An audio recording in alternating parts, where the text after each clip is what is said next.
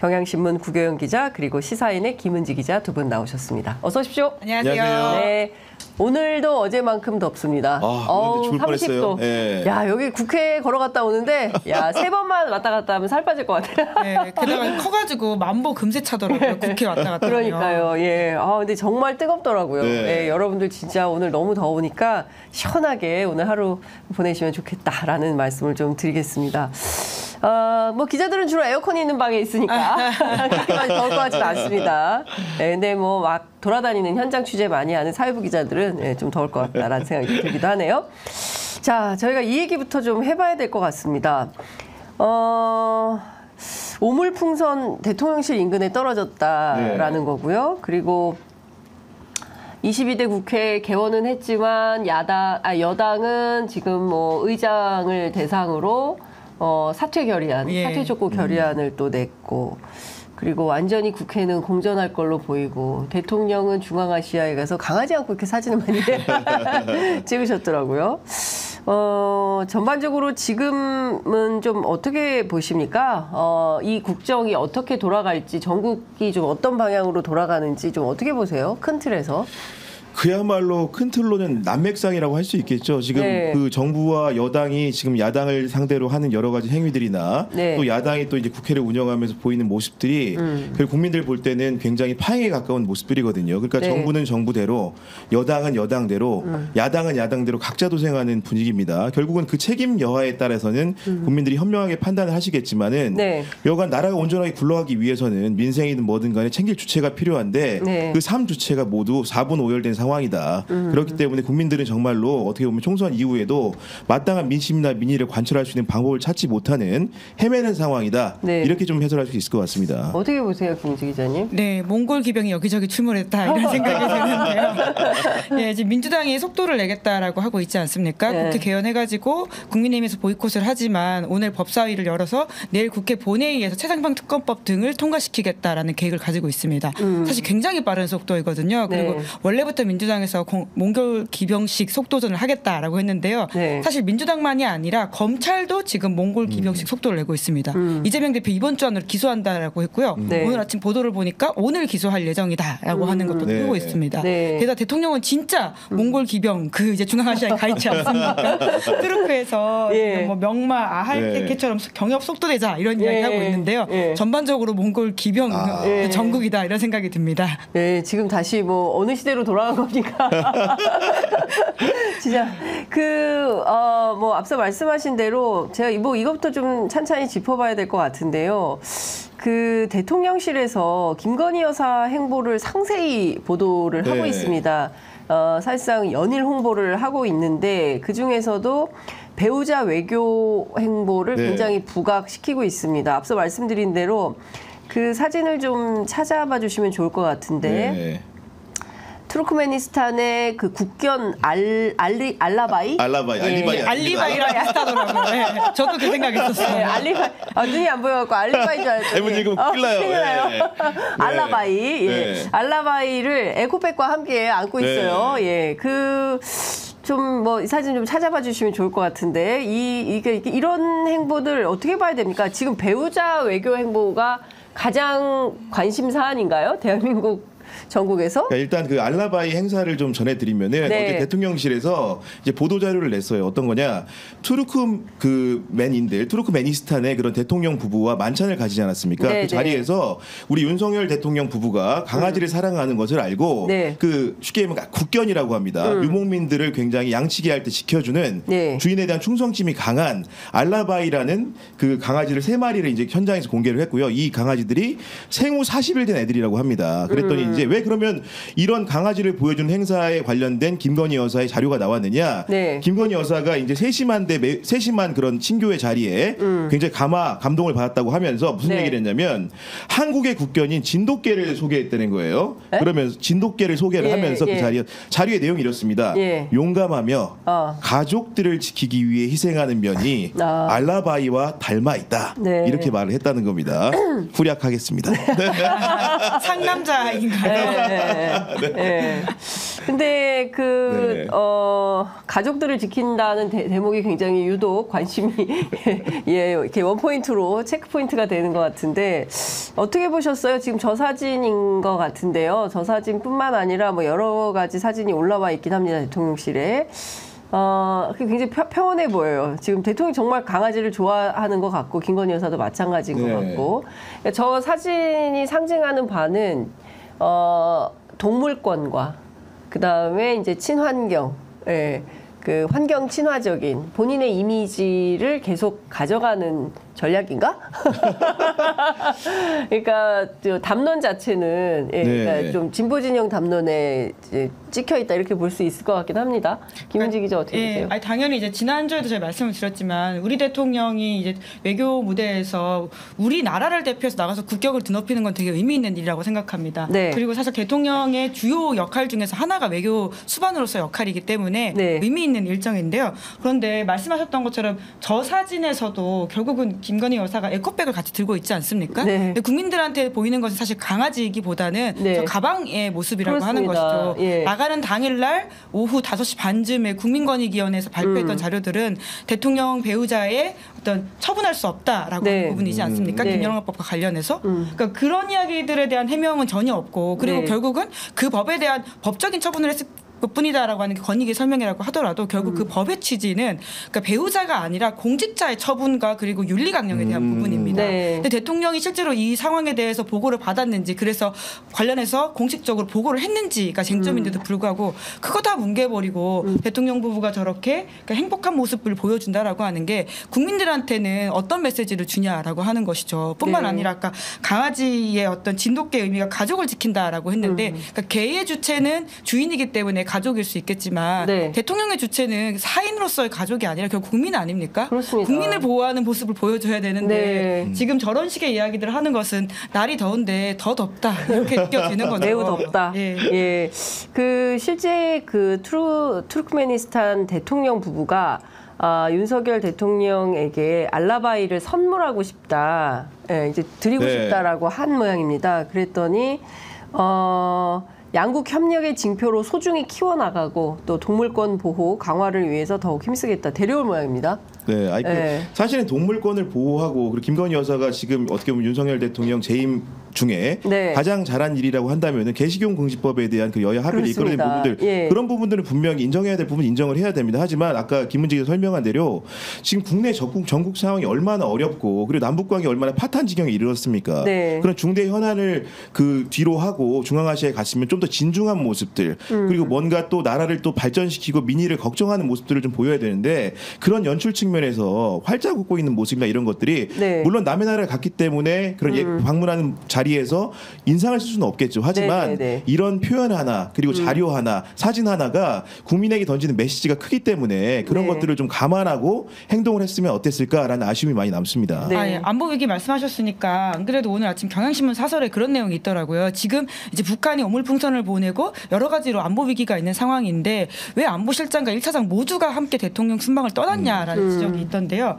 사실 윤석열 대통령이 앞선 해외 순방 그러니까 지난 2월 달에 덴마크, 독일에 갔던 일정을 취소했던 실질적 그러니까 속내 말고 명분이 뭐였냐면 네. 민생과 안보 문제 때문이라고 맞습니다. 했었거든요. 예. 근데 2월에 비해서 지금 안보 상황과 민생이 더 나아졌느냐라고 본다면 사실 더 심각하다라고 볼 수 있습니다. 네. 북한 오물풍선이 별 문제가 없기를 바라지만 경우에 따라서는 그 안에 화학 물질이 있을 수도 있는 게 아니냐라고 하는 맞아요. 국민들 네. 불안이 있지 않습니까? 네. 그런데 그때와 상황 변경이 더 나빠졌다라고 보는 국민도 있을 텐데 딱히 설명 없이 대통령이 갔다. 그러니까 이런 이거를 것들. 좀 정무적으로 해석하면 2월에 독일과 덴마크를 가지 않은 이유는 네. 사실 김건희 여사에 대한 리스크가 고조되는 국면이었고 총선을 불과 2달 앞두고 있었기 때문에 네. 그 쉽게 여당이라든가 정부 안에서도 이론이 좀 있었던 거거든요. 이때가 네네. 한가로이 해외 순방을 가면은 정권의 위기가 오고 총선도 패배할 수 있다라는 그런 정치적인 판단 때문, 정무적인 판단 때문에 당시 안 간 것으로 많이들 해석하고 있는데 네. 선거가 지나고 어떤 국면이 왔습니까? 지금 김건희 여사에 대한 소환망, 검찰의 소환 조사가 임박한 상황에서 네. 결국 해외 순방을 떠난 겁니다. 어떤 상황인 거냐면은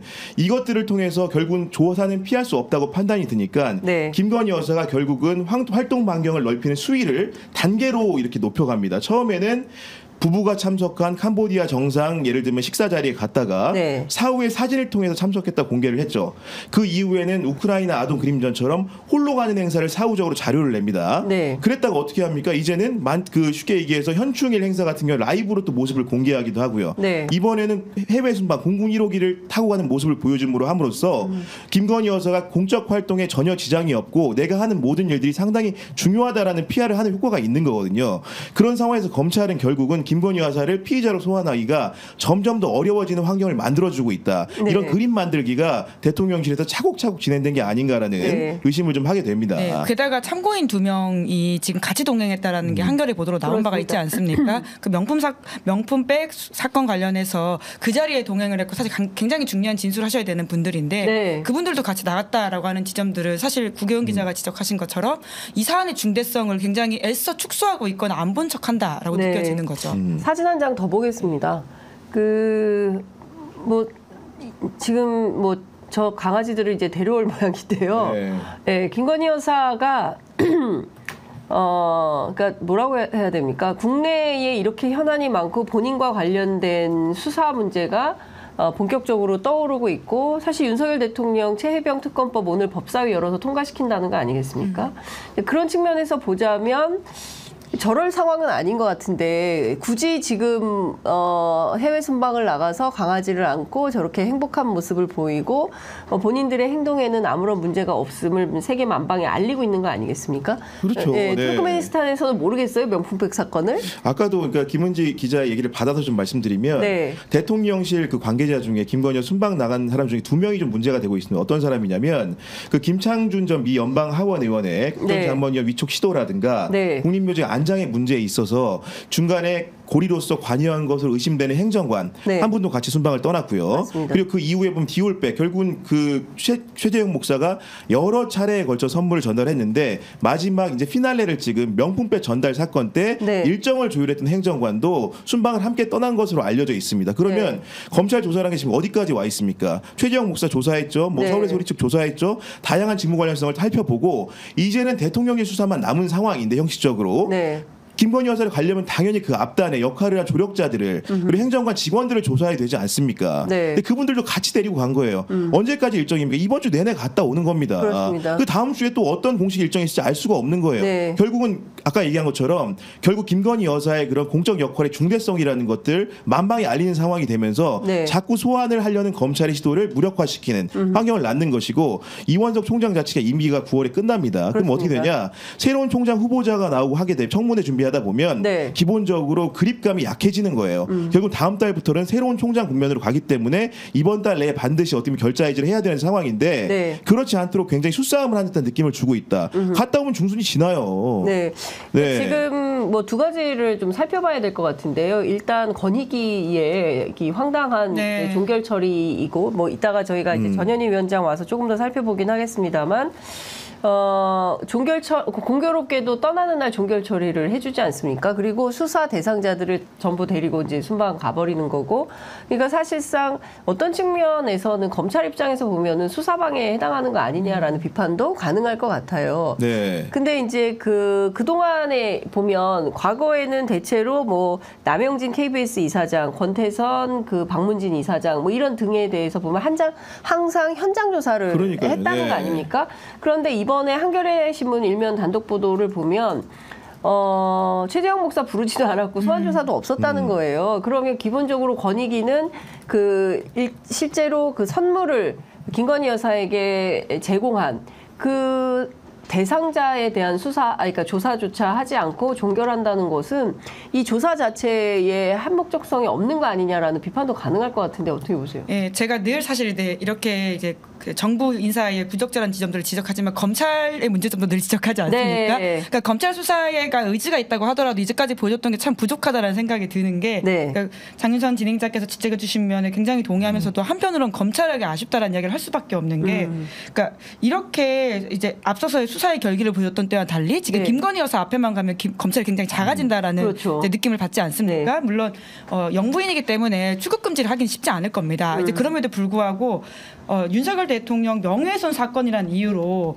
그 뉴스타파의 김용진 대표뿐만 네. 아니라 한상진 기자, 네. 봉지욱 기자 이런 분들 아직까지도 출국 금지라고 본인들이 밝히고 맞습니다. 있어요. 예. 그 사건 사실 그렇게 복잡한 사건도 그러니까요. 아니고 네. 작년 가을 추석 때 기억나십니까? 온 길거리에 국기문란 사건이라고 국민의힘에서 붙여놨던 사건인데 네. 아직 처분도 못하고 있고 예. 뿐만 아니라 출국 금지가 되고 있다. 이런 걸 예. 비교해 보면 국민들 입장에서는 공정과 상식, 윤석열 대통령이 말하는 그 바가 잘 지켜지고 있느냐 예. 계속 켜켜이 의문이 네. 쌓이는 거죠. 그렇습니다. 그러니까 누구에게는 상당히 관대하거나 거의 없는 것이나 마찬가지인 법률이 되는 것이고 누구에게는 굉장히 가혹하거나 정말 네. 그렇지 않습니까? 잘 생각해 보면 김건희 여사는 300만 원짜리 명품백을 받았는데도 조사조차 하지 않고 그냥 종결 처리하고 있는 거란 말이에요. 그런데 이제 김혜경 여사 같은 경우에는 얼마입니까? 5만 10만 원 7천 이하였죠. 예. 그 이하의 돈 때문에 압수수색을 뭐 200 몇 차례 받았다는 거잖아요. 네. 통칭하면. 그러면 이게 과연 법이 만인 앞에 평등한 것이냐라는 문제 제기를 안 할 수 없는 거고 봉지욱 기자는 여름에 방학 때 아이들 방학하면 해외여행 가고 싶은데 못 간다. 취재도 가야 되는데 못 간다. 아이들한테 뭐라고 설명을 하겠어요, 아빠가. 그러니까요. 아빠가 저 중범죄자가 돼가지고 예. 같이 해외를 못 나간다. 이렇게 설명할 수 없는 노릇이고요. 정말 심각한 예. 거고 또 하나는 저는 이런 것 같습니다. 검찰의 이원석 총장이 계속 사실상 김건희 여사와 관련해서는 법리대로 하면 문제가 없을 텐데 왜 그러느냐라는 문제 제기를 계속 하고 있잖아요. 이거 거의 권익위하고 같은 수준의 판단을 하고 있다고 저는 뭐 봐야 되는 검찰이 거 다른 아닙니까? 판단을 하기를 바라고 예. 다르게 이제 조사하기를 희망하고 있는데 예. 그 사실은 그 청탁금지법이라는 게 해석 주체로 최고 권위 있는 기관이 어디입니까? 국민권익위원회가 왜 생겼어요? 우리가 김영란법이라고는 소위 그 사회를 투명하게 만들기 위한 청탁의 금지들을 완벽하게 체결하기 위해서 만든 법이고 법률에 대한 해석 주무 역할이 이 기관에 있는 겁니다. 그런데 네. 이 기관이 어떻게 얘기했습니까? 배우자에 대한 처벌 조항이 없기 때문에 처벌할 수 없고 사건을 종결한다고 이르렀지 않았습니까? 그렇기 네. 때문에 그 해석이라는 게 결국은 검찰에 미치는 것은 수사 가이드라인 이상일 겁니다. 아마도. 그러니까 결국은 근데 더 중요한 건 뭐냐? 이 법령에 네. 자세히 살펴보면은 그냥 배우자는 무조건 처벌 안 되는 게 아니에요. 직무 관련성이 있는 행위. 쉽게 네. 얘기해서 자신의 배우자 그러니까 그 남편이 공직자라고 한다면 남편의 직무와 관련된 청탁과 함께 금품을 받았을 때 문제가 되는 겁니다. 그렇습니다. 그런데 그 직무 관련성 여부를 권위가 조사하지 따졌습니까? 안 따졌습니까? 안 따졌죠. 현장 조사도 하지 않고 예. 심지어는 당사 조사도 없었다는 거 아닙니까? 맞습니다. 그리고 어제 판정위원들한테 제시한 문건에는 40-50페이지 분량에 뭐만 있다, 법리 해설서만 있다는 거예요. 그러니까요. 그러니까 법령 해설만 두고 유도를 한 거라고 볼 수가 있겠죠. 그러니까 실제로 15명 그 판단자들의 상당수가 네. 윤석열 정부 때 임명된 분들임에도 불구하고 그 안에서도 이탈표가 있었다는 거 아닙니까? 그리고 네. 상당한 수의 반론이 있었다는 거고 예. 수사기관에서 한 번 더 따져봐야 되는 의견을 낸 거 아닙니까? 네. 그러니까 누가 보더라도 예. 이번 권익위 조사라는 것은 굉장히 불비한 상황이었고 법령 해석에 기준한 사실관계 조사를 전혀 하지 않은 그런 행태를 보였기 때문에 지탄받아 마땅하다고 생각을 합니다. 아니, 그러니까 시일만 하더라도 속사포처럼 그 앞서 말씀드린 뭐 방심위 혹은 KBS 이사장 등에 대해서는 굉장히 적극적으로 뭐 사흘간 며칠을 가서 현장 조사를 하고 했으면서 사실 김건희 여사 명품백 관련해서는 작년 11월 27일에 터진 사건인데 6개월이 넘었단 말이에요. 그럼 그동안 도대체 뭘 한 거냐. 그러다가 이제 와서 그냥 1분 만에 종결 처리해버리는 게 과연 옳은 거냐. 말씀하신 대로 사실은 언제 받았는지 왜 받았는지 언제 알았는지 뭐 이런 것들을 다 꼼꼼히 조사는 할 수 있는 거잖아요. 아니 최재형 목사한테도 연락 안 왔다는 거 아닙니까? 아니 최재형 목사한테 연락도 안 두 사람한테도 그러니까 예. 이게 있을 수 있는 이거 직무유기 아닌지 이따 그 전현 네. 의원 오면 제가 좀 여쭤보도록 하고요. 좀 이것 좀 여쭤볼게요. 그 윤석열 대통령이 이번에 그 중앙아시아 3개국 그 순방 네. 자 떠나는 비행기가 1시간 정도 지각했다라는 얘기가 기자들 사이에 돌고 있다. 네. 사실입니까? 그거 좀 취재가 됐어요? 확인을 못했습니다. 돌고 있는 말은 맞긴 맞는데요. 네. 근데 보통 또 대통령 이제 순방기가 올라갈 때는 네. 안보라든지 그 체크할 부분들이 많아가지고 좀 늦어지는 경우들이 좀 있다 이런 제가 설명을 듣긴 통례적으로? 했었는데 예. 이제 그럼에도 불구하고 어떤 속사정이 있는지에 대해서는 예. 실제로 정말 1시간 늦었는지는 예. 확인을 못해가지고 더 나중에 네. 추가 질의해서 말씀드리겠습니다. 알겠습니다. 혹시 구경 기자님은 취재되신 거 있으십니까? 이하 동문입니다. 그러니까 네, 근데 네. 이게 순방을 떠난 기자들이 있기 때문에 네. 순방 기자들이 뭐 일 돌아오면 예, 돌아오면 얘기를 하겠죠. 예, 돌아와서 얘기를 할 겁니다. 후일담 뭐 이런 일이 있었다 저런 일이 있었다. 그래서 그런 얘기들이 실제로 확인이 되는지 실제로 순방 기간에 무슨 일이 있었는지 궁금한 게 너무 많습니다. 예, 그래서 이 정부에서 순방도 참 가기도 힘들고. 아니 그리고 이제 김정숙 여사 인도 방문을 두고 이제 네. 초호화 기내식 의혹이 이렇기 때문에 네. 우리 대통령이 중앙아시아 3개국 방문했을 때는 어떤 밥을 먹었는지 어떤 네. 음료를 드셨는지 이런 것들이 또 국민의 관심사가 됐기 때문에 그런 부분들도 아마도 사후에 이제 증언들이 있을 거라고 생각을 좀 합니다. 네, 네. 알겠습니다. 하여간 뭐 그 기내식은 얼마일지. 네, 특히 민주당에서는 지금 이번에 그 순방 그러니까 특히 이제 윤석열 정부 출범 이후에 예비비 530억 이상을 땡겨서 네. 순방 비용에 썼기 때문에 도대체 그 돈을 어디다 쓴 것이냐에 대해서 운영위를 열어서 확인을 좀 해보겠다고 하니까요. 22대 국회 개원 초기부터 자료가 엄청나게 나오지 않을까라는 기대를 하는데 과연 정부 당국이 협조를 할지 그게 참 걱정입니다. 국회 얘기 좀 해보겠습니다. 묘하게 돌아갑니다. 일단은 뭐 내일 7개 마저 다 민주당이 상임위원장을 선출을 하게 되는 겁니까? 아니면 네. 오늘 아침 라디오를 종합을 해보면 그 우원식 의장 측은 이번 주는 보고 다음 주에 결정한다라는 얘기도 있고 저도 이제 시간이 없어서 확인을 못했는데 상임위 배분 문제는 어떻게 되는 걸로 보세요? 양쪽 분위기가 좀 어떻습니까? 그러니까 국민의힘은 사실 약간 무기력한 상황이라고 봐야 될 것 같고요. 예. 그러니까 뭘 해도 지금 이렇게 쉽지 않기 때문에 어떻게 해야 되나. 그래서 이럴 바에는 그냥 18개 다 가져가라라고 하는 속내가 분명히 있는 것 같고 하지만 그럼 언제 사실 시작하기가 쉽지 이런 시위들이 돌아오는 게 굉장히 어렵거든요. 네. 어느 타이밍이 어떻게 돌아와냐라는 문제가 있는데 결국 최상병 특검법이 이제 국회 본회의를 통과하고 대통령 거부권 행사가 예정돼 있기 때문에 그러면 재의결할 때 들어와야 되지 않습니까? 그 네. 모양새가 너무 구겨지기 때문에 재의결 전문 정당이에요. 그러니까 결국은 이렇게 본인들도 민생이 어렵고 안보가 위기라고 해놓고서는 상임위에서 그런 현안 질의를 하나도 하지 않고 네. 오히려 정부 관계자들도 안 나올 가능성이 있다는 거 아닙니까? 그런 상황에서 대통령 방탄을 위해서 재의결만 들어간다라고 하는 굉장히 모양새가 좀 안 좋기 때문에 그 고민이 있는 것으로 보이고요. 네. 그래서 이제 아마 우원식 의장도 좀 더 설득을 해서 시간을 벌어가지고는 뭐 어떻게든 좀 같이 가보자라고 하는 고민이 있는 것으로 보입니다. 그러니까 보태서 좀 말씀드리면은 네. 국민의힘이 지금 하는 행동은 딱 옛날에 제가 야당 출입할 때 보던 모습이에요. 예를 들면은 국회 앞에서 뭐 규탄 대회를 한다거나 네. 본회의 참석을 거부한다거나 심지어는 그래서 초선 의원들 같은 경우에는 본인 좌석도 지금 모른다는 얘기도 많아요. 왜냐면 네. 가보지 않았으니까 알 턱이 있습니까? 그런 상황이고 예. 심지어는 국회가 개원하자마자 본인들 손으로 안 뽑은 건 맞지만 예. 국회의장을 상대로 사퇴 촉구 결의안까지 낸 상황이거든요. 게다가 아까 말한 대로 김은지가 말한 대로 상임위가 열리더라도 장차관들의 출석을 뭔가 이제 하지 말라고 권유할 태세고 네. 그리고 야당이 단독으로 통과시킨 법안은 모두 다 거부권을 건의해야 한다 이런 상황인 건데 네. 나중에 돌아올 때 국회를 살릴 때 민생을 챙겨야 될 때 어떻게 하려고 하는지 도대체 이해가 안 가요. 네. 그렇군요. 지금 뭐 속보가 조금 있는데요. 전북 부안에서 규모 4.8 강도의 지진이 있었고 올해 최대 규모의 지진이라고 합니다. 그리고 4.5 그러니까 작년 5월 15일 강원 동해에서 규모 4.5 지진이 발생하고 1년 만이라고 하고 4.6 지진 발생하고는 6년 만에 이렇게 큰 지진이 났다고 하는데요. 전북 지역에 피해가 없기를 바랍니다. 혹시 관련해서 전북 지역에서 지진 관련해서 어떤 뭐 상황이나 뭐 문제다 이런 지점들이 있으신 분들은 저희 댓글창에 좀 내용을 올려주시면 방송 중에 소개해드리도록 하겠습니다. 뭐 아파트가 흔들리고 자다가 죽는 줄 알았다. 아이고. 예, 네, 이런 그런 정도의 표현도 있네요. 강도의 보도들이 좀 나오고 있는데요. 지금 상황이 어떤지 좀 자세히 살펴봐야 될 것 같고 23분 전에 한덕수 국무총리가 전북 부안 지진 관련해서 긴급 지시를 했다는 거고요. 상황 관리를 철저히 해야 된다라는 메시지가 나와 있다고 합니다. 다시 한번 말씀드리겠습니다. 전북 부안에서 4.8 규모 지진이 있었다는 거고요. 중대본에서 1단계 위기 경보 경계 발령을 냈다는 소식 여러분들께 전해드리겠습니다. 국회 얘기 계속 좀 해보겠습니다. 말씀드린 대로 어쨌든 어제는 국회 과방위가 첫 회의를 열어서 간사 선출을 했고요.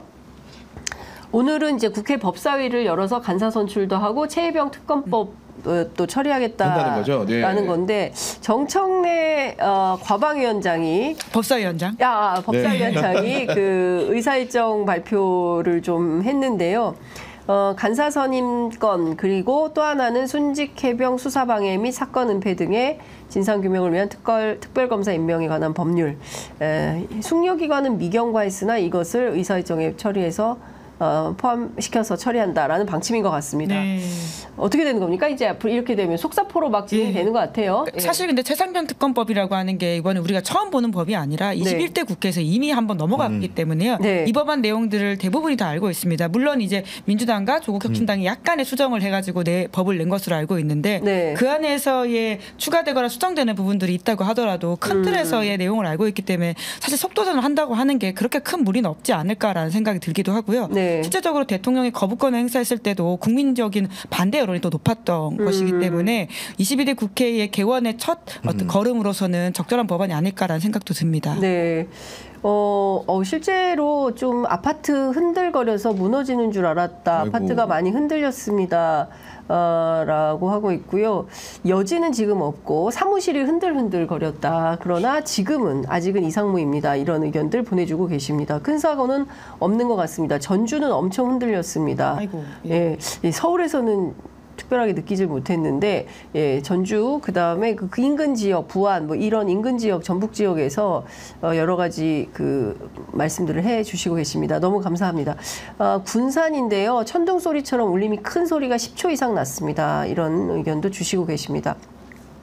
아유, 실시간으로 이런 의견들 함께 해주셔서 정말 함께 그러니까, 만들어가는 취재 편의점이 많이 되고 들어와서 있습니다. 가능한 거예요.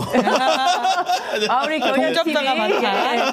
동접 지금 8,399분 여러분 감사합니다. 더 열심히 하겠습니다.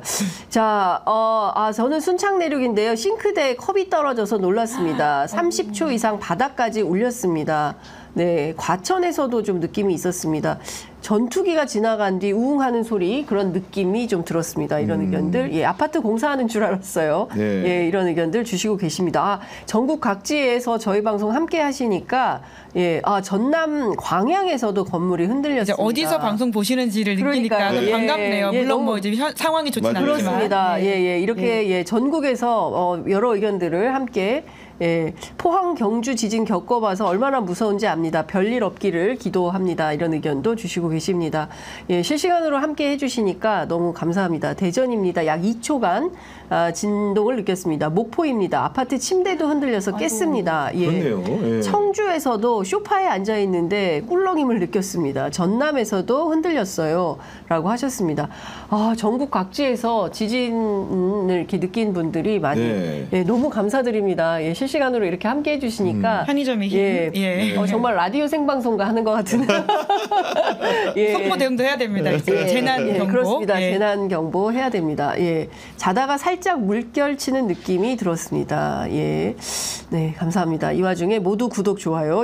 손성태님 감사합니다. 이거 관계자 아니죠? 마산에서도 약간 흔들렸다고 하고요. 경북 구미에서도 흔들흔들했습니다. 여수에서도 섬뜩할 정도로 느꼈습니다. 욕실에서 머리 감는 중이어서 저는 몰랐나? 이런 분도 물건이 넘어지는 진도라고 하시네요. 세종 아파트도 흔들렸다. 아이고. 부산도 흔들렸습니다. 정말 심각한 저는 전혀 못 느꼈는데 이렇게 그러게요. 전국에서 남쪽 지방 쪽에 상당히 그 느낌을 많이 받으신 것 같습니다. 자, 상임위 얘기 계속 이어가 보도록 하겠습니다. 내일은 금요일 날 과방위가 다시 또 열린다는 거고요. 그래서 이제 방송 3법 처리를 한다는 건데 오늘 민주당이 정책의총을 여나요?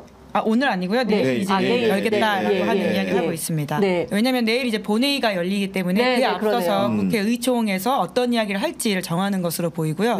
굉장히 속도감을 내고 있기 때문에 이 안에서 방송 3법만이 아니라 그러니까 각 언론 노조에서 원하는 이야기들을 어떻게 취합해서 들어갈 수 있을지를 고민하는 것으로 보입니다. 형식 논리만 가지고 말씀드리면은 그렇게 뭐 하루 아침에 법안이 발의되고 본회의에서 표결한 일은 없겠지만은 지금 법사위원장을 정청래 위원장 민주당 몫으로 했기 때문에 상임위에서 발의된 법안을 통과시키고 당일에 법사위에 또 심사를 하고 체계적으로 심사를 한 다음에 의장만 마음을 먹으면은 본회의 표결까지 하는 원스톱이 하루 1일 데일리로 가능한 표결이 가능한 시스템이 완비됐다. 네. 이런 설명을 좀 드릴 수 있을 것 같습니다. 네. 그렇군요. 그 사실 지금 핵심 법안은 사실은 말씀하신 대로 21대 국회에서 통과됐다가 대통령이 거부권을 행사한 최혜병 특검법이 최대 쟁점인 것 네. 같습니다. 이 쟁점 법안을 통과시키면 대통령은 또 거부권을 행사를 할 것이고 네. 다시 또 재의결을 해서 통과가 될지 안 그럴 것 같다라는 전망이 우세하고 그럼 또 다시 국회에서 대통령실로 보내고 그래서 최소 올해 안에 3차례 이상 반복될 거다라는 전망이 나옵니다. 그러면 국민들 네. 입장에서는 이게 말이 되는 겁니까? 사실은 각종 여론조사 지표를 말할 것도 없고요. 네. 최혜병 특검법 같은 경우에는 네.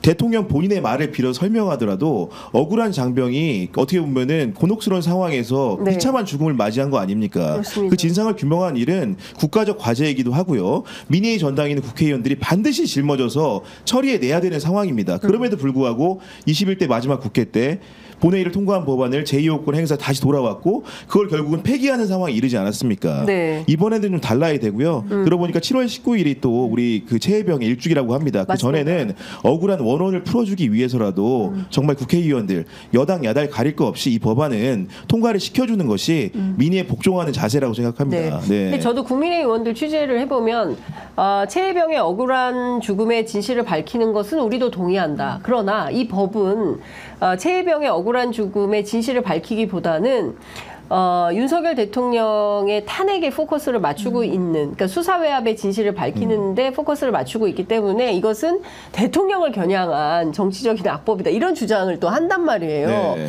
그러니까 이게 사실은 정치적 명분이기도 하죠. 국민의힘이 늘 네. 내세우는. 근데 이게 과연 관철될 수 있는 주장인 거냐. 국민의힘 내부에 어떤 다른 기류는 없습니까? 그러니까 말씀하신 것처럼 탄핵 트라우마라고 하는 것이 워낙 강한 것 같습니다. 네네. 사실 이제 그 주장에 이렇게 빈구멍이 있는 것이 특검법을 한다고 하더라도 현직 대통령을 소추할 수는 없거든요. 네. 그렇게 대통령이 기소되거나 여기서 처벌을 받을 수는 없을 겁니다. 이제 퇴임 후에 어떻게 될지가 문제일 텐데 이제 그럼에도 불구하고 2016년에 이제 보수가 가진 트라우마는 박근혜 대통령이 이제 탄핵 이제 수사가 시작돼가지고는 더 이상 여론이 너무나 커져서 막을 수 없는 국면이 되었고 네. 그 탄핵으로 보수가 괴멸됐다라고 하는 서사를 하나 가지고 있거든요. 네네. 이제 그러다 보니까 여기서 이제 밀릴 경우에 그리고 사실 최상병 특검법이라고 하는 것이 윤석열 대통령의 책임을 묻고 있는 지점도 있지 않습니까? 네. 이제 그러다 보니 밀리면 안 된다라고 하는 두려움이 있는 것으로 보이는데요.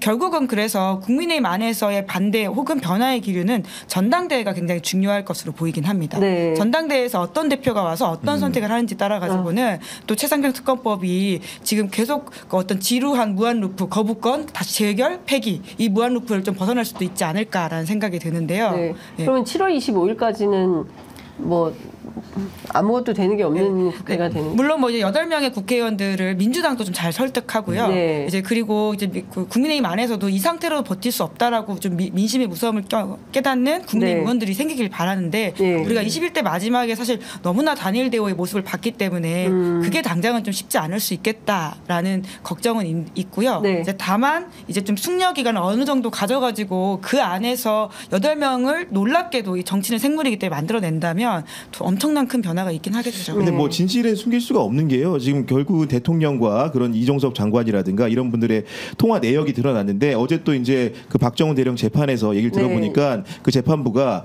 유재현 법무관리관의 통화 내역을 제출하라고 한 거거든요. 네. 받겠다고 한 거거든요. 예, 그 얘기는 예. 뭐냐면 결국은 우리가 이시원 공식기관 비서관과의 통화 기록이 내용. 있다라는 의심을 하고 있는데 그런 내용들을 물증으로 확실하게 입증을 해보겠다라는 취지로 읽히고 그런 상황들이 공수처 조사에 관련해 가지고도 재판부가 또 이제 여러 가지 증거 개시 명령을 내린다고 했기 때문에 이런 부분들이 손바닥으로 가린다고 하늘을 가릴 수가 없습니다. 네. 이런 상황에서 결국은 증거가 현출되고 국민들이 그 사실을 알게 되면 특검이라는 것은 자연스러운 수순으로 갈 수밖에 없지 않은가라는 네. 생각을 하고는 있습니다. 네. 근데 이제 워낙 윤석열 대통령 검찰총장 출신이고 그 주변에 소위 얘기하는 법기술자들이 많기 때문에 통상의 범주에서는 지지율이 21%까지 떨어지고 그리고 국민적 비판이 이렇게 높고 법야권이 192석이나 되면 국정 운영의 기조를 바꾸면서 협치하는 스탠스를 취하는데 네. 여야 영수회담 딱 한 번 연 거 아니겠습니까? 그다음에 뭐 다음에는 국회 사랑제에서 만나자고 했지만 제가 보기에는 그 가능성 거의 없어 보이고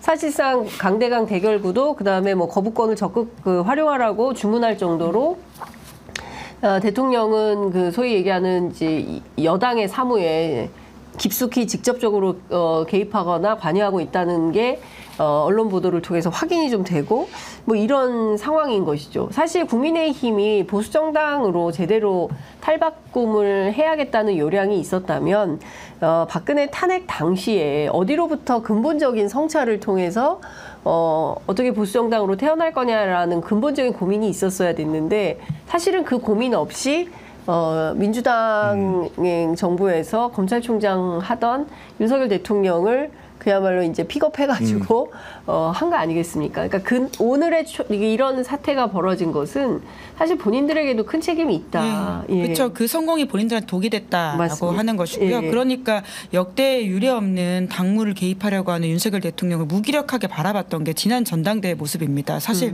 그 모습들이 정권이 지나고 나면 하나하나 문제가 될 장면들이 정말 많거든요. 그럼에도 불구하고 그때 누구 하나 나서서 이거 문제 있다고 말하지 못하고 오히려 아무 말도 하지 않으면서 아무 일도 일어나지 않게 했던 상황까지 펼쳐졌었습니다. 네. 그러니까 그런 보수 스스로가 좀 이제 깨달아야 될 어떤 대가라고 하는 것들이 있을 텐데요. 그럼에도 불구하고 한국 정치의 중요 두 축이라고 하는 보수가 이렇게까지 무너져 버리는 게 우리 정치에 좀 좋은 일이냐라는 생각이 드니까 좀 지금이라도 이 윤석열 대통령과의 정확한 결별을 통해서 재건을 좀 꿈꾸는 분들한테 힘을 실어 주셔야 되는 게 아닌가라는 생각이 듭니다. 일단 이제 두 개의 국회가 마련되는 거 아니겠습니까? 그러니까 그 국회의장과 상임위와 이걸 중심으로 하는 상임위 중심의 이제 국회가 열리고 또 다른 축에서는 특위를 다 구성을 했더라고요. 분야별로. 그러니까 국민의힘이 당 정책위 산하에 15개 특위를 이제 설치를 했고 위원장이나 이렇게 소속 위원들은 대충 배치를 한 것 같고요.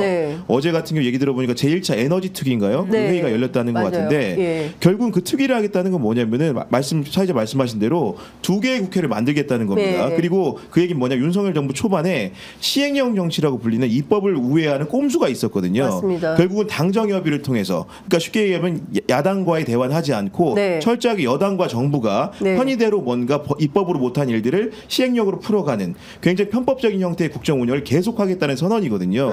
이렇게 되면 선거 뭐하러 했습니까? 그러니까요. 지금 공무원들이 너무 난감할 것 같다라는 생각이 좀 듭니다.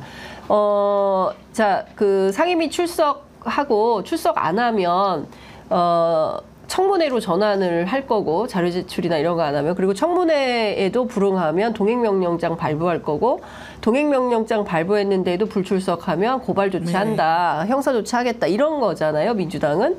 근데 특위를 열어서 특위 쪽으로 나오라고 또 요구를 하는 거 아니겠어요? 어제 여당은? 실제로 이제 정부 관계자들 나갔습니다. 그러니까 이쪽은 안 나오고 그러니까 상임위 그러니까 공식적인 국회에 상임위에는 출석을 하지 않고 정부 관계자들이 여당의 특위에만 출석을 해서 거기서 하면 기자들도 두 개를 취재를 해야 되는 문제가 생기는 거고 같은 현안에 대해서 그러니까 소위 얘기하는 국회 민주당 의원들이 주도하는 상임위와 그다음에 국민의힘 의원들이 주도하는 특위 그 서로 상반된 의견만 계속 내놓고 협의나 합의라는 게 없다면 도대체 국회 운영을 어떻게 하겠다는 건지 그러니까 뭐 윤석열 정부가 무정부 상태라면 여기는 무국회 상태라고 해야 되는 겁니까? 이거 어떻게 봐야 됩니까? 일하겠다고 하는 사람이 있는데도 불구하고 거기를 안 가는 거니까 무국회 상태라고도 보기 어려울 것 같고요. 사실 생떼. 생떼다. 이것은 생떼다. 조심스럽지만 그런 생각이 좀 들긴 합니다. 그러니까 여튼 상임위를 통해 가지고 법을 통과시키고 그 법을 통해서 국민들한테 효능감을 주게 하는 게 정부 여당의 태도이거든요. 특위를 통해서 하는 것들은 결국은 우회로이고 그러니까 한계가 있을 수밖에 없습니다. 그러니까 특히나 이제 아까 구기훈 기자도 잘 지적하셨는데 총선 민심에서 드러나고 있는 국민들의 뜻이라고 하는 게 있거든요. 근데 이렇게까지 사실 옥상옥도 아니고 그냥 갑자기 그 대형마트 옆에 뭐라고 할까요? 편의점은 여기 있으니까 갑자기 빅텐트를 쳤다고 해야 되나 뭔가 그러니까 이런 상황이라고 하는 게 그러니까 전형적으로 야당이 어떤 방법이 없을 때 하는 행동들이거든요. 몰리고 몰렸을 때. 근데 이렇게 수단이 많은 정부 여당에서 저런 행동을 한다고 하는 게 국민들한테 과연 이게 설득력이 있을까라는 생각이 들죠. 아니 차라리 이거는 뭐 실현 가능성은 낮아 보이긴 하지만 개혁신당 같은 경우에는 어떻게 제안을 했냐면 그 지금이라도 민주당이 이제 그 우리 누구 천하람 원내대표가 박찬대 원내대표 예방한 자리에서 민주당이 법사위원장을 양보해주고 최혜병 특검을 예를 들면 받아달라 뭐 이런 취지죠. 물론 납득하거나 용납하기 어렵겠지만 네. 그런 상상력이라도 좀 발휘해서 뭐라도 해보려고 해야 정상 아닙니까? 네. 근데 그런 제안도 없이 회의 자리도 안 나오고 아무 제안도 하지 않고 네. 우리 뜻대로만 해달라고 하는 거는 아까 김은지 기자 얘기한 대로 그래서 생떼라는 얘기를 하는 거죠. 뭔가 대안을 갖고 와서 제시하고 국민을 더 설득할 수 있다면 그 장외투쟁이 어떻게 보면은 국민의 마음을 더 살 수도 있는 겁니다. 근데 지금 문제가 되는 거는 도대체 무슨 생각으로 뭘 하겠다는 거지 흉금의 마음을 알 수가 없기 때문에 국민들이 답답한 거거든요. 네, 그렇습니다. 그러니까 국민들은 정상적인 국회 운영과 정상적인 국정 운영을 기대하고 있는 겁니다. 우리들이 뽑은 대통령이기 때문에 윤석열 정부와 윤석열 대통령이 국민의 편에서 민의를 배반하지 않고 민의를 반영하면서 적극적으로 행정을 펴주기를 바라는 겁니다. 그러니까 지금 보면 민생이 굉장히 어렵고 물가 문제가 심각하잖아요. 이제 더 이상 삼겹살에 소주 한 잔 먹자. 이것은 서민의 음식이다라고 말할 수 없는 시대가 돼버렸어요. 네. 오늘 아침 모든 그 조간 신문들이 삼겹살 2만 원을 쓰고 있거든요. 소주 한 병에 6,000원이라면서요. 네. 저는 술 잘 안 마셔서 모르는데 그러면 5만 원짜리 한 잔 가지고 안 됩니다. 예, 그러니까 임금은 그대로거든요. 올랐어요 월급 시사인? 네, 대표님 보고 계시죠? 지금 진행자가 물어보는데 대답을 못하고 있습니다. 경향신문 월급 올랐습니까? 이하 동문이라니까요. 이렇다니까요. 예, 직장인들이 점심 때 마음 편하게 후배들 밥도 사고 좀 지갑이 넉넉해야 됩니다. 근데 그렇지 못한 현실. 그런데 물가가 이렇게 천정부지로 오르면 아니 최소한 정부가 물가 관리는 좀 해줘야 되는 거잖아요. 그러니까 제가 최근에 이제 시장이나 마트를 가보면 그래도 그 농수산 그러니까 지금 뭐 네. 어쨌든 뭐 출하가 막 집중적으로 되는 시기니까 좀 괜찮아졌어요. 뭐 애호박, 오이 이런 거 굉장히 많이 싸졌고 파프리카 이런 것도 굉장히 많이 싸졌습니다. 그러니까 시장 물가는 그래도 좀 먹고 살만한데. 네. 예. 이게 이제 식당을 못 가는 거야. 그렇죠. 네. 예, 너무 비싸다. 이게 뭐 최저임금 탓이냐? 그거는 좀 아닌 것 같고요. 그러니까 뭐 재료가 너무 많이 올라고 밀가루값, 뭐 설탕값, 뭐 카카오 뭐 이런 거 엄청 많이 올랐잖아요. 그러니까 커피도 너무 비싸고. 그러니까 이런 거는 관리를 좀 해주고 국회는 정부가 못하는 거, 제대로 안 되는 거 이런 거 꼬집어내서 이거 이런 방식으로 하라라고 어떤 지혜를 또 낼 수도 있고 이런 거 아니겠습니까? 저는 우리 국민들이 무슨 특별하게 뭘 요구하고 있다고 생각하지 않아요. 평범한 국민의 눈높이에서는 요 정도만 해주면 나머지는 다 알아서 기업들이 알아서 하고 공공기관이 워낙 대한민국 시스템이 돼 있기 때문에 그럼 되는 거예요. 아니 저는 오히려 우리 장윤선 선배 얘기를 예. 받들어서 제가 국민의힘에 만약에 네. 영향력을 가질 수 있는 인물이라고 한다면은 지금 아까 말했던 경제 관련된 상임위 일체를 국민의힘한테 위원장 자리를 달라고 하고 이거 민생을 챙기는 모습을 철저하게 보여줄 것 같아요. 그러니까요. 네, 물가 관리하고 어떻게 산업 점검하고 어떻게 투자할지 방향을 정하고 해나가면. 예. 나머지 상임위 국민의힘한테 주라고 할 겁니다. 국민들이. 예, 네. 그러니까요. 책임감 있게 그럼 당신들이 경제는 뭐 보수가 잘한다고 한다면 경제 관련 상임위 우리가 싹 다 맡아가지고 한번 해보겠다. 전 굉장히 좋은 아이디어인 것 같고요. 참고로 국민의힘은 저희 프로그램을 상당히 열심히 모니터링을 합니다. 그 고발도 많이 해요. 저작권 있는 거죠. 저작권은 구결 기자에게 있습니다. 그러니까 저는 국민의힘이 진짜 경제 관련 상임위 우리가 한번 맡아서 해보겠다. 다른 거 당신 근데 지금 운영위하고 다른 거 다 빼고 법사위 달라 이런 거 아니겠어요? 근데 제가 보기엔 이제 끝난 것 같아요. 네, 이미 상황이 이렇게 와버리긴 했는데요. 네. 물론 이제 우원식 이제 의장이 이제 일정 부분 속도 조절을 하려고 한다고 하면서 협상이 여지가 좀 열려 있다라고 한다면 국민의힘도 이 상황을 좀 기회로 마련했으면 좋겠다. 기회를 만들었으면 좋겠다라는 생각이 드는데요. 근데 사실 결국은 이 상황에서의 핵심 요소는 국민의힘이 아니라 윤석열 대통령 아닙니까? 네. 그러니까 아마 국민의힘 의원들은 내심 이런 좀 합상을 하고 싶을 겁니다. 네. 그럼에도 불구하고 윤 대통령이 룸을 주지 않는다라고 하는 게 결국 핵심 이고요. 네. 이 당정 관계를 빨리 좀 타파를 해야지. 그러니까요. 그러지 않고서는 계속 대통령이 끝없이 거부권 행사하고 법사위 운영이 과방위는 내주면 안 된다라는 식의 그 어떤 택이 있다라고 한다면 이거는 열리지 않는 문이라고 보이죠. 그러니까요. 추경호 원내대표가 사실은 경제부총리고 물가에 상당히 책임이 있는 분인데 어쨌든 원내대표로 다시 오긴 했는데요. 극악 선생님께서 설탕 15kg이 작년에 13,000원이었는데 올해는 26,400원이래요. 아이고. 살겠습니까? 특히 이제 자영업자들 폐업률이 계속 높아지고 있다고 하는데 저희 프로그램도 자영업자분들이 많이 보십니다. 예, 그 업장에서 저희 프로그램 틀어놓고 하루 종일 이제 보신다는 분들 제가 선거 때 많이 만나 뵀는데 살 수가 없어요. 예. 그리고 이렇게 비싸게 물건을 만들어 놓으면 또 와서 사람들이 비싸서 또 못 사가지고 못 사 먹고 이런 상황이 되는 거 아니겠습니까? 국민의힘이 열심히 모니터링 한다니까 하나 네. 체크해야 될 것 네, 같은데 예. 결국은 그래서 추경호 원내대표가 법사위만 주면 딴 건 다 괜찮다 이렇게 제안을 네. 하긴 했었죠. 네, 예. 그러니까 아까 3개 제가 다 이야기했다라는 네, 이야기 때문에 예. 혹시라도 모니터링을 하신다면 제가 사실을 정정했다. 아, 피곤합니다. 정확하게 말씀드려야죠. 고발하지 마시기 바랍니다. 예, 기자들에게 취재해서 보도할 수 있는 자유를 주시기 바랍니다. 하여간 지금 뭐 여러 가지로 뭐 현안들이 있는데 그 와중에 제가 이것 좀 여쭤보겠습니다. 한동훈 위원장 그래서 나오는 겁니까? 안 나오는 겁니까? 김은지 기자님. 이 정도 메시지를 내고 안 나오면 한동훈 위원장은 앞으로도 정치하기 힘들지 않을까라는 생각이 드는데요. 네. 연일 최근에 이제 본인의 페이스북에다가 이재명 대표를 저격하는 글을 쓰면서 존재감을 보이고 있기 때문에 예열은 다 됐다 이렇게 보면 될 것 같습니다. 99도까지 끌어놓고 100도를 안 넘어가면 사실 정치인이라고 보기는 어렵죠. 네. 뭐 이재명 대표를 연일 저격하고 있는데 네. 이것은 출격용입니까? 아니면은 윤석열 대통령을 우회해서 공격하는 겁니까?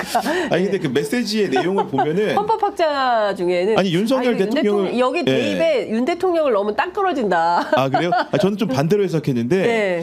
윤석열 대통령은 재직 중에 형사소추 대상이 아니지 않습니까? 소추에 대한 그렇습니다. 논란을 가져오면서 예. 그러니까 쉽게 얘기해서 기소와 재판에 넘겨진 건 아예 다른 문제라고 그 분리를 한 건데 그 논법에 따르면 네. 윤석열 대통령은 많은 의혹을 받고 있지만 실제로 지금 당장 처벌받을 일은 아니라고 규정한 게 아닌가 싶고 네. 그 이재명 대표 같은 경우에는 이미 재판에 넘어간 사안들이 많기 때문에 당신은 대통령이 되어도 재임 중에도 재판을 받고 만약에 유죄 판결이 내려지고 확정이 되면 네. 건조해서 내려와야 된다 이 얘기를 하는 것이고 그 이후에 이제 보여주고 싶은 바는 뭐냐면 쉽게 얘기해서 차기 지도자 지지율에서 이재명 다음 2등이 누굽니까? 그 한동훈 위원장 아닙니까? 그 얘기는 네. 뭐냐면은 국민의힘에도 적절하게 설명을 하는 거죠. 네.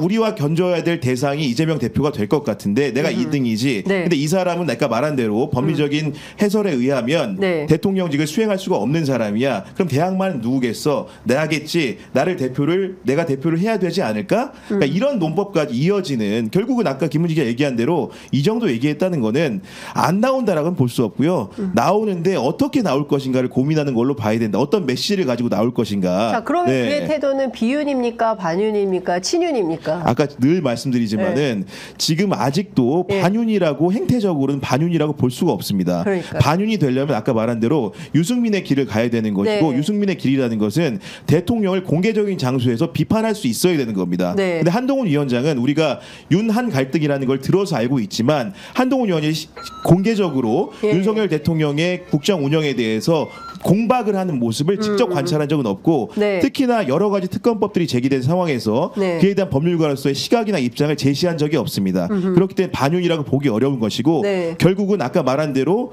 그 뭔가 반윤과 친윤 사이에 있는 묘한 포지션을 취하고 있는데 네. 결국은 국민의 지도자가 되기 위해서는 반윤이 아니고 아까 전에 설명한 대로 극윤을 해야 된다. 네. 윤석열의 그런 잘못된 부분들을 적확하게 짚어낼 수 있어야만이 정치 지도자로서 바로 설 수 있을 것이다. 국민의 선택을 받을 수 있을 것이다 생각을 합니다. 네. 극윤을 해야 된다. 네. 사실 네. 모든 국민의힘 주자들의 과제이죠. 그 네. 윤이라고 윤석열 대통령 지지율 지난주 한국갤럽에 따르면 최저치 찍지 않았습니까? 네. 아, 저는 이번 예. 주 갤럽 너무 궁금해요. 예. 네, 지지난주죠. 지지난주. 지지난주가 네. 예.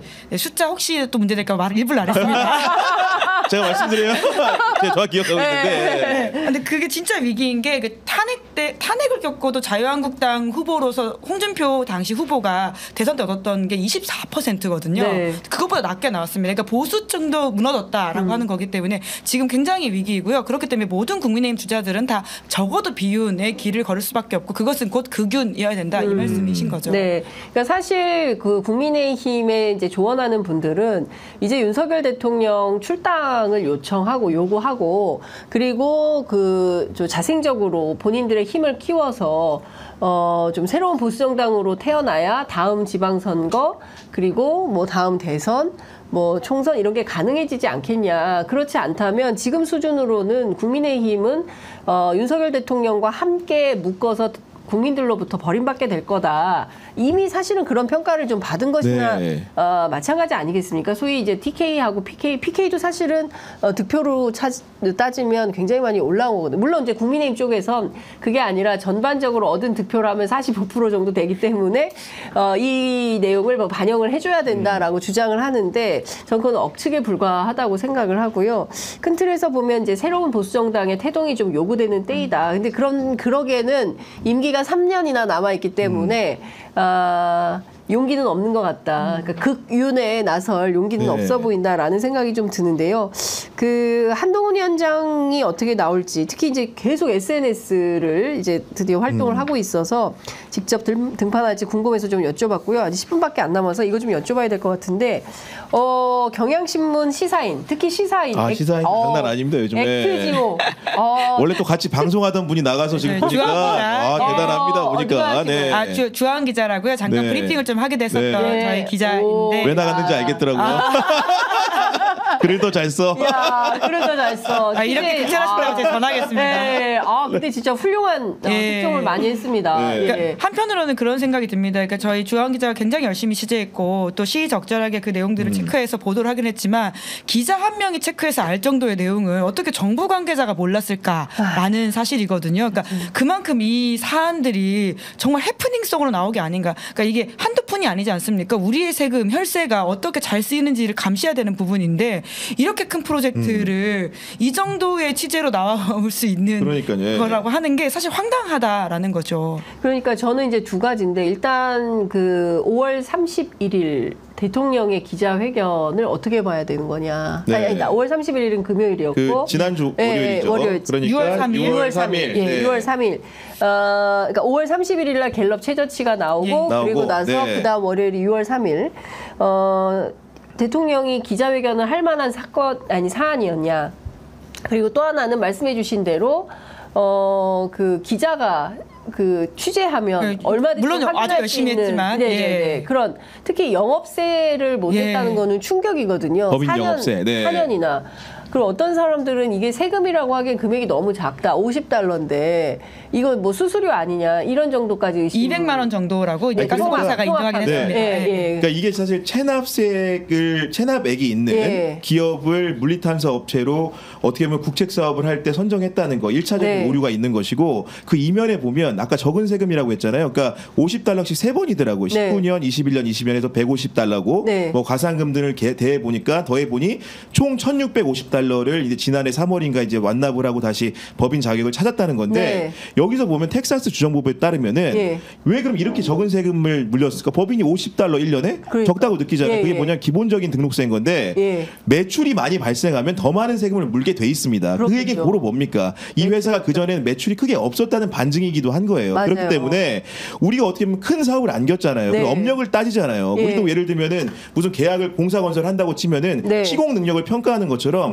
이 업체가 얼마나 과거에 어떤 사업을 했는지를 면밀하게 따져보고 금액이 얼마에 따져봐야 되는데 그런 경과를 제대로 했다고 볼 수 있는가. 아무리 이게 이런 물리탐사라는 것 자체가 전 세계적인 네트워크를 가지고 그때그때 필요에 따라서 해처 모의를 한다지만 그럼에도 불구하고 이 세금액 자체가 너무 초라하다. 소득신고를 제대로 안 한 거야? 그러면 그런 의문이 들 정도로 작다. 아니 심지어 산자부 차관이 나서서 시사인이 확인해준 팩트체킹에 대해서 정부를 대표해서 국민 여러분들께 사과드린다고 공식 사과를 했어요. 몰랐다고 했죠. 몰랐다고 했어요. 이게 말이 됩니까? 그러니까 시추봉 하나 꽂으면 대통령이 1,000억이라고 했어요. 도합 5,000억이고 얼마가 들어갈지 모르 시추선 비용 뭐 등등등등 하면 최소한 1조 원 정도의 예산이 소요되는 것인데 관련한 자료도 지금 내놓고 있지 않고 다 비공개 처분을 해버린 거 아닙니까? 근데 저는 제일 황당한 게 아브레우 박사예요. 아니 딴 나라들은 석유 나온다 그러면 다 경사났다고 난리인데 한국처럼 이렇게 검증하고 이런 나라 처음 봤다. 아니 얼마나 한국이라는 나라를 웃기게 알면 국민들의 수준이 얼마나 높은 나라인데 그냥 뭐 경사났네 이제 우리는 석유 산유국이 이미 석유 산유국이라는 거 아닙니까? 그 실제로 석유화 강국이고 값싼 원유를 수입해서 좋은 기름으로 만들어서 세계로 팔고 있는 나라가 한국이에요. 세계 4위라면서요. 아니 그런 나라에 와서 이런 걸로 이현주 의원에 따르면 네. 사기다. 네, 거짓말하고 있다 이 사람이. 국정조사를 좀 해봐야 될 사안이라는 맞습니다. 생각도 들긴 하는데 국민적 의혹이 있다 보니까 특히나 이 과정에서 신뢰를 주고 있지 못한 게 크지 않습니까? 그래서 네. 실제로 이게 굉장히 시간이 오래 걸리고 얼마나 가능할지를 모르는 부분이기 때문에 우리가 어떻게 투자할지에 대해서는 많은 논의가 필요한 것인데요. 그러니까 대통령 기자회견 많이 하면 좋죠. 저는 많이 해야 된다고 생각합니다. 그런데 이것을 첫 국정 브리핑이라고 하는 행태로 아젠다를 선정하고는 심지어 질의응답도 안 받고는 지르고 나가버리는 맞아요. 모양새였단 예. 말인 거죠. 그렇게 따진다면 우리가 이제 그 정도의 이 사업을 해야 되는 것인가라는 의문이 들 수밖에 없는데 그것을 오히려 굉장히 정치적이라고 공격을 하고 있는데 오히려 과학을 정치화시키는 게 누구냐라는 좀 질문을 해야 될 것 같습니다. 그리고 한술 더 떠가지고 국민의힘 같은 경우에는 어떤 주장이 나왔냐면 시추공 이렇게 하는데 1,000억이라고 산정을 했을 때 그러니까 민주당의 이재명 대표가 얘기한 민생회복지원금 얘기하면서 네. 이게 한 번 25만 원씩 주면은 전국민 주면 13조 원 든다고 하지 않습니까? 시추공을 130개 뚫을 수 있고 이건 2,000조 효과가 있기 때문에 그걸 정당화하는 모습을 보면서 야 정말 이건 엉뚱하다. 그러니까 저는 네. 제일 황당했던 게 바로 안덕근 산자부 장관이에요. 기자들한테 당일 대통령이 발표한 당일 질의응답하면서 삼성시총의 5배다. 2,270조 원의 가치가 있다. 그때부터 주가 오르기 시작한 거예요. 석유자만 들어가면 한국 석유는 아스팔트 회사인데 네. 그런 데까지 다 올리고 심지어 저는 이건 어떻게 보십니까? 증권가에 관상 보고서가 나왔다는 거잖아요. 아브레우 박사가 히딩크를 닮아서 사기꾼은 아니다. 맞아요. 이게 대한민국 민망한 진짜 상황입니다. 민망합니다. 그리고 아브레우 박사는 이제 갔어요 집에. 예, 어제 중앙일보와의 인터뷰를 끝으로 네. 봤던데요. 조선일보, 그러니까 사실 이 정도면 아브레우 박사가 직접 나서서 기자들과 질의응답을 좀 받아야 됩니다. 맞아요. 그리고 네. 저희 기자도 사실 아브레우 박사를 너무 만나고 싶었거든요. 만났어야 됐습니다. 얼마나 물어보고 싶은 게 예. 많습니까? 제가 엠보시라도 붙자 이런 이야기를 했는데 네. 동선을 찾을 수가 없어가지고 저희는 사실 만나지를 못했는데 조선일보와의 주말 인터뷰 그리고 했죠. 오늘 네. 나온 이제 중앙일보 인터뷰인데 네. 중앙일보 인터뷰는 심지어 질의응답 Q&A 방식이 아니고 풀어 썼습니다. 이제 네. 그러니까 기자적 감으로 한번 예측을 해보면 내용이 별게 없어서 네. 사실 이렇게 좀 네. 풀어가지고 짧게 쓴 게 아닌가 이런 생각이 들기도 하고요. 네. 그러니까 여기서 이제 아브레우 박사가 굉장히 좀 괴롭힘을 당하고 있는 것 같다라는 취지의 이야기도 하던데, 네. 그러니까 그러한 항의는 정부한테 하셔야 된다라는 네. 생각이 들고요. 네. 아까 이제 이제 지금 산업부 장관 이야기를 네. 하셨는데 네. 오늘 동아일보에 이제 관련 기자가 칼럼을 썼는데 정확한 지적을 했더라고요. 그러니까 그 관련된 삼성전자 시총 5배 정도라는 말이 왜 문제인지에 대해서인데 전문가들은 매장량이라는 단어부터 엄격히 구분해서 쓰고 석유 탐사 개발에서 매장량이라고 하면 시추를 통해 부존 여부와 경제적 가치를 모두 확인한 양인데 네. 그러니까 불확실성 없이 검증된 기술로 상업적으로 생산할 수 있는 양을 뜻하는데 담당 장관이 경제성은커녕 실제 있는지조차 확인되지 않는 걸 가지고 2,200조 가치가 있다고 설명한 것이다. 그러니까 이게 얼마나 문제 있는지를 예. 따박따박 지적하고 있습니다. 그러니까 안덕근 산자부 장관은 이게 국정조사해서 이 양반이 실제로 이런 발언을 한 것의 무게가 어느 정도의 심각한 시장의 교란 행위를 낳은 것인지에 대해서 살펴봐야 될 것 같고 경향신문은 더 재밌는 기사를 냈어요. 네. 석유공사가 입찰하기 전에 액트지오를 포함해서 3곳을 갔는데 아브레우 박사가 첫눈에 가능성을 보았다. 첫눈 가능성. 이게 처음 내리는 눈이 아닙니다, 여러분. 처음 보는. 첫눈의 가능성을 봤다. 이게 우리가 그리고 또 부연해서 말씀드리면은 네. 우리 회사 보도기는 한데 네. 예를 들면은 그 교차 검증 과정에서 참여했던 사람들이 일부 이제 아브레우 고문과 논문에 공동으로 네. 같이 참여했다는 얘기도 있고 네. 실제로 참여했던 그 당사 한국지질자원연구원에 있는 사람이 지난 7일에 그 브리핑에 나와서 뭐라고 얘기했습니까? 그러니까 매장량이라는 부존량에 관련된 네. 물리 탐사의 결과에 대해서 우리가 한 게 아니고 중간에 가는 방법이 과학적인지 아닌지를 따져봤다고 얘기했거든요. 그러니까 결국은 우리가 궁금한 건 이 물리 탐사의 결과 매장량 수정치가 맞는지 안 맞는지를 교차 검증하길 바랬는데 그런 부분들에 대해서 명확한 신호가 없다는 것이고 또 다른 보도를 보면 우리가 자문단 검증에 참여한 자문단 회의 자체가 우리가 아브레우 박사가 주도했던 그런 결과 보고서를 받기 전에 한 번 열린 걸로 돼 있는데 물론 그 이후에도 있었는지 모르겠습니다. 기록이 남아 있는데 안 준 건지 준지 모르겠지만 이런 의혹이 계속 제기되는 상황이잖아요. 그러면 네. 자문단이 과연 어떤 내용을 가지고 검증을 하고 결과를 내놨는지에 대해서 명확하게 정부가 적어도 예를 들면 좀 국민에게 전부 다 보여주기 영업기록 어려우면 네. 그 비공개를 전제로 해서 그러니까 비공개를 전제로 한다는 건 이후에 브리핑을 약식으로 한다는 걸 전제로 해서 여야에 있는 산업위에 있는 간사를 불러서 보좌관들 끼고 보면 됩니다. 그게 왜 우리 세금을 가지고 몇천억을 시출해 써야 되는데 네. 그 과정을 못 보고 그냥 눈먼 돈을 써야 됩니까? 그럴 수 없는 겁니다. 그거는. 네. 아니 지금 우리가 삼겹살에 소주도 똑바로 못 먹는 지금 시대에 살고 있는 재정이 지금 형편없는 수준의 현실에서 있는지 없는지 나오는지 그 어디 안 가요. 미래 세대에 우리 다 죽더라도 다음 세대의 아이들이 그거 가지고 뭘 할 수 있으면 쓰는 거고 그게 아니더라도 이제 화석연료는 고갈인데 기후 위기에 우리가 어느 방향으로 갈 거냐, 에너지 문제를 어떻게 할 거냐 이런 총체적 고민 속에서 자 그럼 이게 있는지 없는지도 모르는 석유를 혹은 또 가스전을 발굴하겠다고 드립다 돈을 쏟아 부어 가지고 5천억 이상을 쓸 거냐, 1조 이상의 되는 돈을 쓸 거냐, 아니면 그거 말고 딴 데 쓸 거냐. 이 지혜롭고 현명한 판단이 필요한 거죠. 근데 그런 거 없이 그냥 무조건 뚫는다. 오늘부터 시작을 한다는 거잖아요. 강행을 한다는 게 이제 산자부와 석유공사의 뜻인데 도대체 누가 이런 결정을 계속 하는 건지 이거 국회에서 확인을 해봐야 된다고 생각을 하고 그러려면 산자위부터 열어야 되겠다. 국회가 많이 바빠지겠다라는 생각이 좀 듭니다. 윤석열 정부 들어선 쟁점 상임위가 아닌 곳이 없습니다. 보통은 외통이나 이런 곳은 굉장히 점잖은 상임위거든요. 네. 근데 워낙 외교 이제 사안도 많다 보니까 그 상임위도 싸우는 상임위가 돼버렸고요. 네. 산자위도 그렇게까지 쟁점 상임위 아니었거든요. 근데 지금 네. 갑자기 이제 또 부상하게 됐죠. 맞습니다. 모두가 그러니까, 그렇습니다. 예. 아이고야, 전체가 다 화약고다라는 생각이 좀 듭니다. 자, 오늘 말씀은 여기까지 듣도록 하겠습니다. 두 분 말씀 잘 들었습니다. 고맙습니다. 네, 감사합니다. 감사합니다.